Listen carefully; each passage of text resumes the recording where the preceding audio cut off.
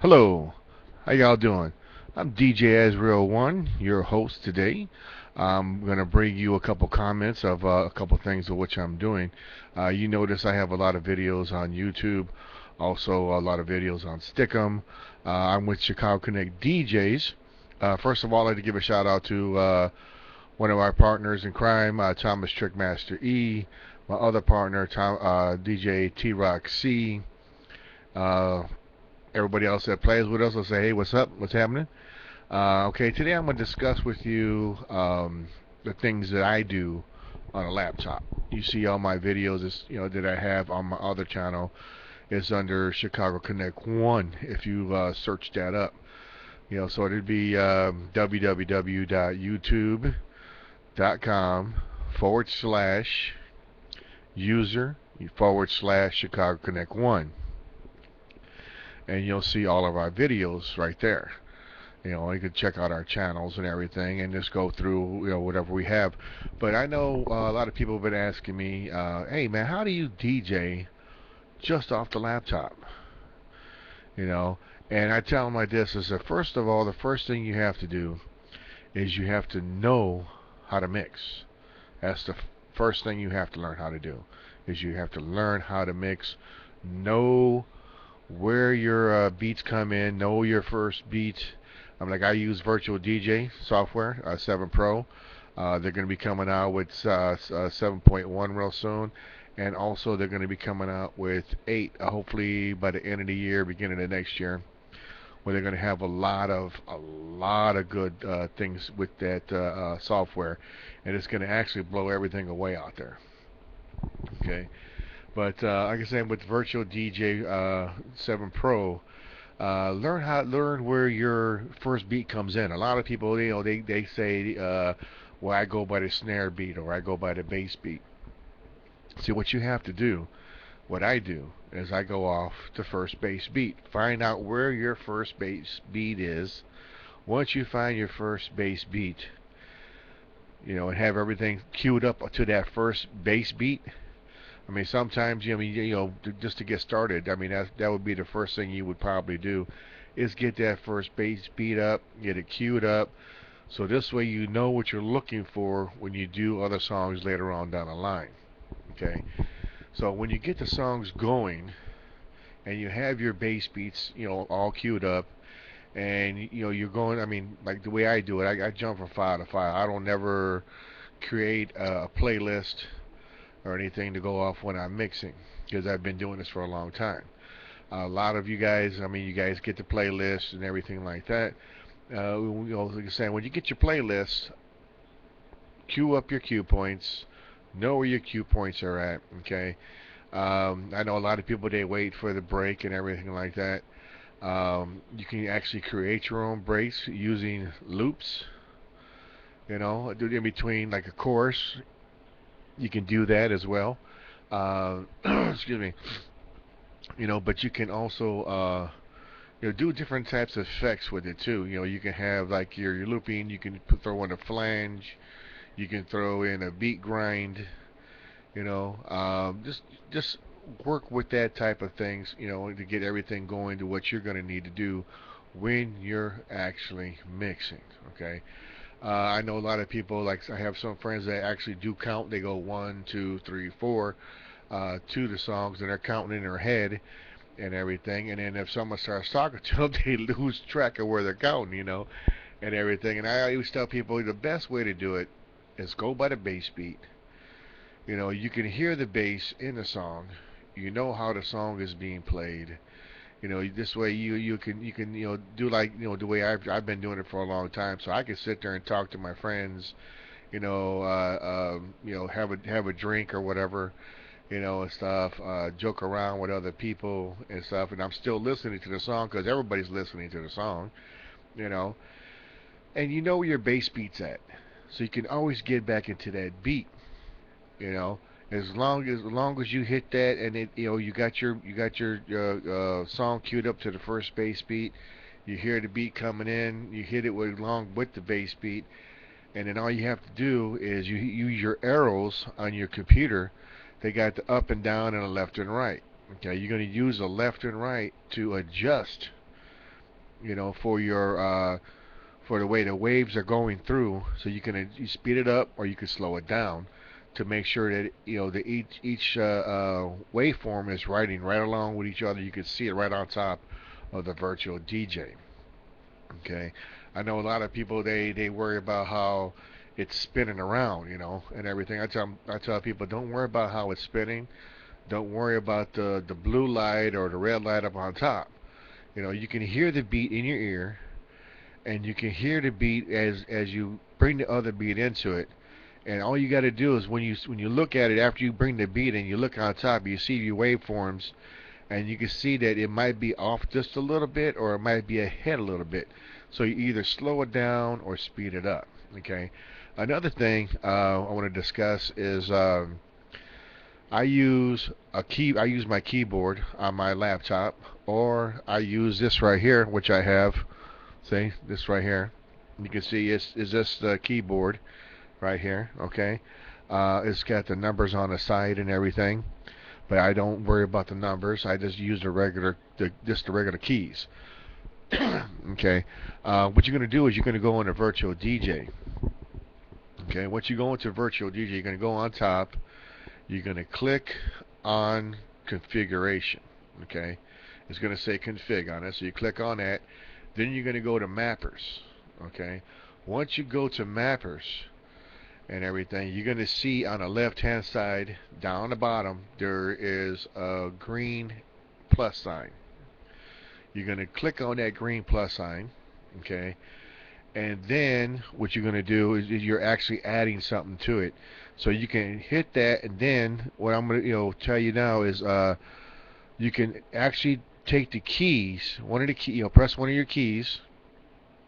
Do not press one of the letters, because when you're going to run into a problem when you press one of the letters is if you're searching for a song later on and you're in a mix and someone asks you, hey, can you mix this song into that song, and you type it in, and if you actually happen to hit that key that is assigned to on a virtual DJ, then it's going to mess you up. Either it's going to stop the track, it's going to do whatever type of function it's going to be assigned to that key.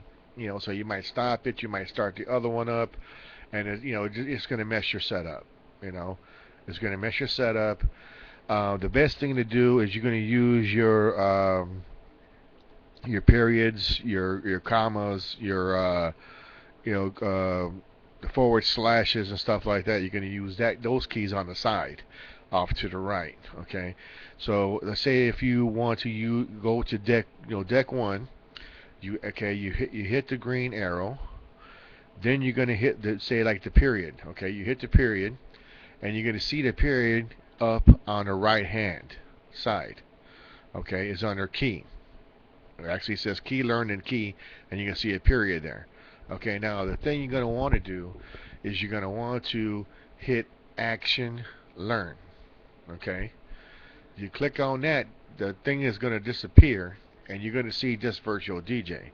So then what you're going to do is you're going to take your mouse and you're going to move your mouse. Say if you want the period to be play, okay, then you press the play button. Then it's going to come back and it's going to show you that the period button on your keyboard has just learned that the period button, when you press it, is going to start to play on deck 1. Okay, so that's how you can map your things out. Like I have the play set up, I got the pause set up, I got my sync button set up, and that's just using those keys off to the side next to the P and the L and the comma. Okay, that's those three three buttons on the right hand side. That's what I use. I use the first 3 as deck 1. The other ones I use as deck 2. Now, another thing which you can possibly use is your numbers. That's your regular numbers right above the letters. Okay, you got 1 to 0. Okay, so what you're going to do is you're going to use 1 through 5 for deck 1, 6 to 0 on deck 2. Okay, so you can actually do the same thing. Hit the plus, go to whatever number you want, and you click on that. You put the number on there, and then you're going to see it's going to show the number in the key. Then you do the same thing. You say the same thing. Learn action. Okay. You click on that, and then you go to deck one, and you can either assign it to your loop, to where you'll have, most of the time it's set to 4. Okay. So you can have it set to 4. Click on that. So it's going to be your for loop right there. Then you can have a couple other buttons. For one button for to extend it, or one to bring it shorter. Okay. So you can do it like that as well. Also, you can either take it and you can use your effect. Have your effect on there, and then you can have another button to choose effect. So if you have a button that has choose effect on it, that's the little arrow on the side, and you use that for the effect. Is going to tell you that it, to choose your effect. And then when you click on that button, you're going to use your up and down arrows to choose what effect you want, and then you just hit enter, and then that's going to take the place of the other effect of what you had originally showing on Virtual DJ. Okay. And okay, another thing that's really important is your samples. Okay, I use my F keys. You got 1 through 12, and you can use your F keys for your samples. Okay, what you have to do, I mean, there's samples that already come with Virtual DJ. It all depends if you like them or not. You can do that as well. But if you're gonna make your own sample and you got something set up in the player, okay, the best thing to do is when you load it into your player. Say if you have play it in deck one, okay, then what you're gonna do is you're going to hit record for your sample. Then you're gonna hit play, okay, and then it's gonna play. It's gonna play whatever part you of that song, or whatever type of thing you have loaded up to take for a sample, and you let it play, and just when it's about to end, you hit pause. Okay, and then you hit record again, and that's gonna save that into you got 12 slots there. So whatever slot you have, that's gonna to record it. Say if you have it in a slot 2. Okay, I know there's other things there you can record over that. Okay, excuse me. You can record over that, and it's gonna just have a thing on there saying that there's something there. Okay. Then once you get your as many samples as you want, 1 through 12, then what you're gonna do is you're gonna go to down towards the bottom where you have like browse, and you have record, and you have your effects and samples and stuff. You're gonna click on the sample there. Okay. And then you're going to see the 12 across. It's going to be like this, 12 across. And then you're going to see a little round white little dot on each one. Okay. You're going to click on that, and then you're going to hit save. And that's going to save that effect to that button. Okay. So this way, you don't really have to add that button. It's automatically going to be there, because that's how the mapper is set up for a keyboard. Okay, so you can also set that up that as well. So this is some of the stuff that I do. I've been doing like this for a long time. I would say, like I said, just get some practice in. Learn how to mix.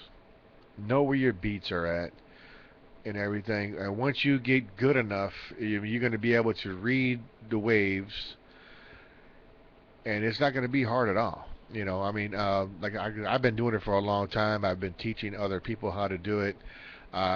People they see me do it, and they're like, "Man, you make it look so easy. It's like effortless." It's like, dude, I've been DJing for a long time. I've been playing music for a long, long time. I started back in 1983. And we were playing records, and everything, doing 12-inch cuts and stuff. Scratching and everything, and then we went from there. We went to CDs. I was making mixtapes. I was making CDs at work and everything. So then now we got to virtual DJ. I actually started using virtual DJ when virtual DJ was virtual DJ 5. So I've had virtual DJ for quite a while now. I'm just waiting for 8 because 8's going to be really nice. So I'm just trying to pass on some of my knowledge to help some of you guys out there, some of the up and coming DJs out there that want to learn how to do this. And also it's really cost effective because I know a lot of times you have to go out there and you want to get a excuse me, you want to get a real nice controller, you want to get turntables and everything like that. But like I said, if you want to save some money, save money, and then later on you can start getting your more professional stuff. Start getting going first, start practicing first, start learning how to do it, and everything. I would say to actually learn how to DJ, just get something, reasonable, something that's going to be able to do everything for you. I would advise probably get like a Mix Track Pro. It's like $250, if that. You could probably find something cheaper. Mix Track Pro is cheaper on Craigslist, and everything because it does have the touchable jog wheels, the touch sensitive jog wheels. It's got everything on it that you're gonna need. And actually you can actually map out those buttons as well too on that, doing the same process how I said how to do it, except you using the keyboard. You actually hit the button on the controller itself, and then you can assign that to whatever you want to assign it to. Excuse me. But like I said, you could do something like that. Get to know everything. How to do it. Also, the way I also use a USB sound card. Okay, so I have my sound from my USB sound card. I'm using that as my main out going into our mixer because there's 3 of us. We mix all different styles and everything like that. But I got that going out to the mixer to the amp. Okay. And then I use my headphones off my laptop as, whatever song I'm going to bring in. So I'm using that as my headphones. Because what you're going to do is if you do something like that, you're going to go into configuration, you're going to go into sound settings, you're going to click on your headphones on the output, and then you're going to go to the bottom where it has the sound cards and everything. You're going to click on that, you're going to click on the 2 sound cards. Alright, then you're going to go to the right and you're going to see 2 lines there. Alright, the first one you're going to use is going to say primary driver on there. You're going to use that, and then the second one you're going to have as the sound card. Okay, so this way you have the main coming out, and then from your laptop you got your headphones connected, and you can actually hear what you're getting ready to bring into it, and it's not going to go through your USB at all, USB sound card. So that's some of the stuff I do. This is, like I said, this is a process I've done for a long time. It actually you do save money on it and everything. It's a real easy setup. Say if you're going to go somewhere and someone asks you to come in and do a guest spot or whatever like that, or if you're going to go, like I go to my friend's house every once in a while. He lives in Chicago. And I don't want to bring a bunch of stuff with me and everything like that. So I just bring my laptop, my USB sound card. I got my my headphones and everything like that. Sometimes I don't even take my headphones because I know my music so well and everything, and I can read how the waves are because I'm so used to reading the waves and everything. I'm gonna start doing videos and actually show you how I do it in action, and you're gonna see there's nothing set up. A lot of people talking about, oh, you got this stuff set up, everything is set up. No, everything is not set up. Like I said, I don't play off of any kind of playlist. I jump from file to file. I mean, I have like over 700 genres of music and everything, and I go through file to file, and just whatever I feel like playing that day, that's what I do. So, but I hope this helped you in any way. I'd like to get some comments back, some feedback on it. If you have any more questions, want to learn how to you know do it properly or do it more like when I explain on here on this video, just let me know. Like I said, you can message me. I'm on Facebook as well. You'll find me at facebook.com/DJ Azreal1. That's DJ Azreal 1. That's on Facebook, so you'll find me on there. So you can message me on that, or you can just leave a message here, or you can go through Gmail, whatever like that on there to find me. Also, you can check us out. We got other videos. You can either go to Chicago Connect 1. Just search that up. You'll see it down there. It says a picture of Chicago. It says Chicago Connect DJs on it. Feel the power. You'll see it. It's got a little lightning bolt coming down on there, so you can leave a message there as well with us and stuff. But once again, I hope this helps you. I've been working on this kind of thing for a long time. Like I said, I just want to pass my knowledge out to some of the up and coming DJs, people that want to be DJs.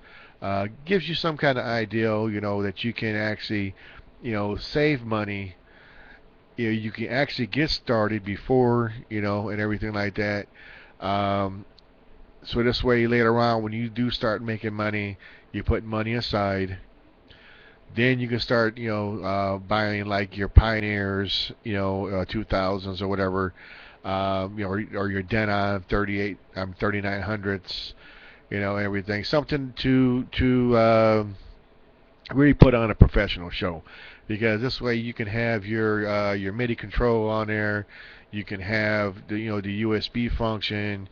You can have your card function on there as well. You can have your CDs, because I still have a partner. My partner Thomas Strickmaster E. He still plays CDs. Also, DJ T-Rock C. He plays CDs as well. I just strictly play on a laptop now. Like I said, I have every kind of song you can possibly think of. So like I said, hey, I just hope this helps you. And hey, peace out, man. Have fun DJing, make that money, and stuff like that. Another thing too as well, when you're actually trying to get known out there, make sure you post your stuff to Facebook.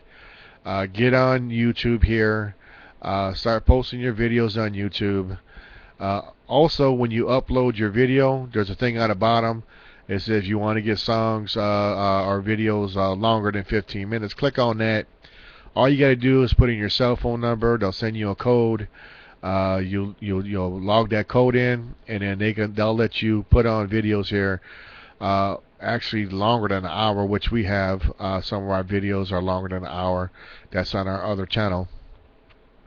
So you can do that as well. And that's going to really help you get out there. And as long as you keep pushing your videos are going to be taken from YouTube onto different sites. People, if they like your video, they will put your video with their video, and if their video gets picked up by somebody, this is going to spread on. Because we got videos all over the world. People are using our videos. People are watching our videos. People are playing our videos in the clubs. They're playing our mixes in the clubs and everything. They've asked for permission and everything like that. So like I said, we're just glad that all of our fans are loving our music and everything. We got more shows coming your way. Also, we're going to start doing some hangout shows really soon. We're going to start getting back into bigger shows on Stick'em. We got a different format coming to where we're going to have, we're still going to DJ and everything. We're still going to have guest DJs. Also, we're going to be playing stuff, CDs and mixes from other DJs that we know and everything, and tell you who's playing where. So it's going to be more of more like a music show, a DJ show, who's who show, and everything like that. So until next time, keep up, work hard, and play for the world.